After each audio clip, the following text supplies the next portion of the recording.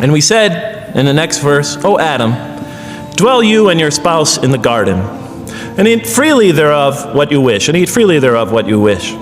But come not near this tree, for then you will be among the wrongdoers. I looked at this verse and I was, starting to wonder if the author was drifting back to the old story again. I was confused.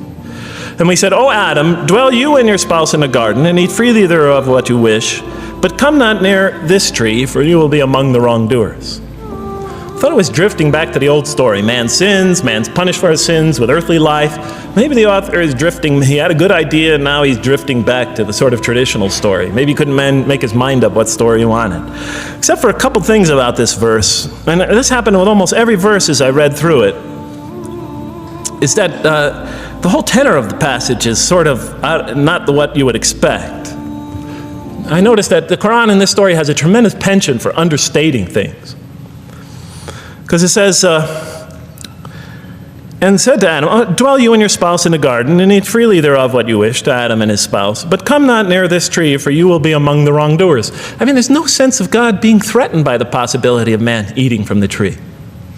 In this story, we don't see in this verse, we don't see that God is nervous at the prospect, that he's threatened by the prospect, that he's anxious about it. The tree that he picks, it seems like he's just picking out any tree. Nothing special about the tree. Go not near this tree, for you will be among the wrongdoers. Satan will later come to him and tell him it's a tree of eternal life, of a kingdom that never decays. Turns out to be a complete falsehood in his part. Nothing special about the tree. It's just a tree. God's not nervous at the prospect at all. In the tradition that I came from, God is threatened by the prospect.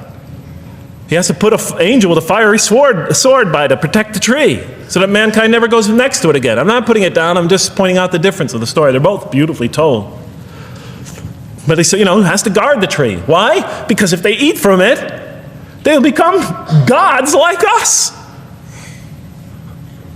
This man, he already has a rebellious nature. Can you imagine if he eats from this tree? Can't let him get near that tree. But here, just, calmly says, but if you do, you will be among the wrongdoers. God is not worried about himself. It's just warning man.